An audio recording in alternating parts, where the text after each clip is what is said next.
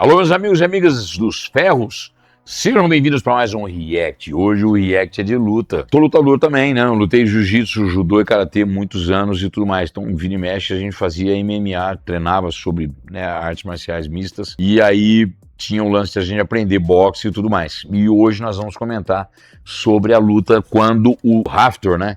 Que é o Thor, o The Mountain, o Montanha, ele inventou de lutar boxe, fazer uma dieta severa. Ele pesa normalmente 200, perto de 200 quilos, tem 2,5 metros, se não me engano. Um dos maiores homens vivos, né? O cara é um monstro mesmo, é uma montanha mesmo.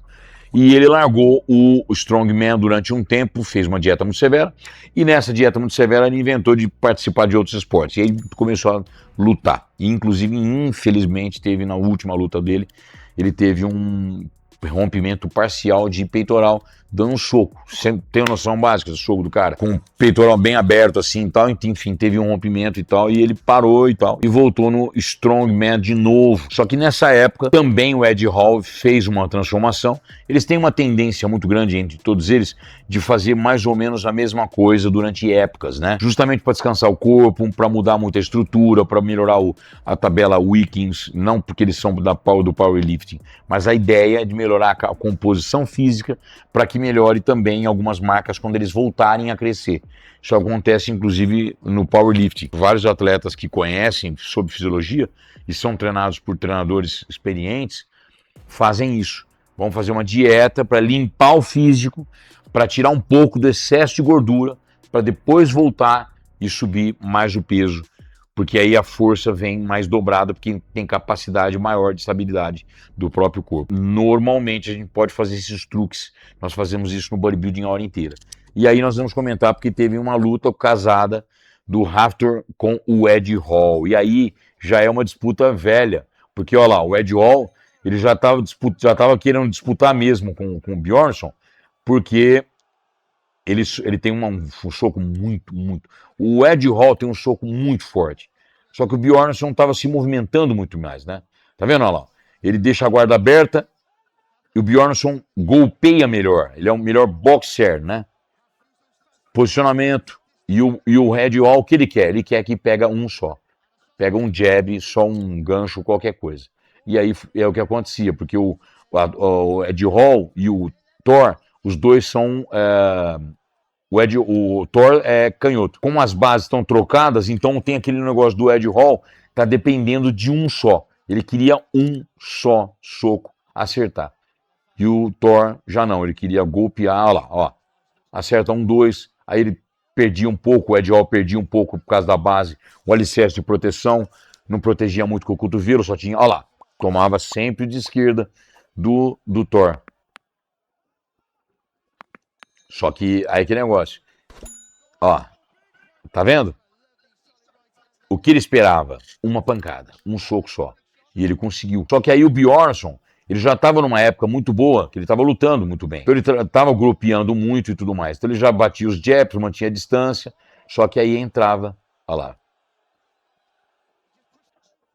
entrava o direto de direita do Ed Hall, ó. Ele estava contando com isso. Só que aí o Thor já golpeou, já abriu o supercílio dele. Aí foi desequilíbrio total, não foi golpe. Não foi um golpe que pegou. Esse sim. Você pode ver que o Thor movimenta melhor. Movimento de perna e tudo mais. Só que aí já começou a abrir o supercílio do Ed Hall. Porque é muita porrada, né? E outra, é uma porrada do Thor, né, velho? Nós estamos falando assim, em termos absolutos, o Ed Hall parece que tinha um direto de direita mais forte. Mas o resto, tudo é melhor do Thor. O Thor se protege melhor, inclusive. A base trocada deveria ser a base trocada porque um é canhoto, né? E você vê, a base está de esquerda do Ed Hall, mas ele bate o forte dele à direita, ó. Olha lá, ó. Ele protege só com a esquerda. E ali foi exatamente onde foi minar lá. Isso é que eu falo para vocês.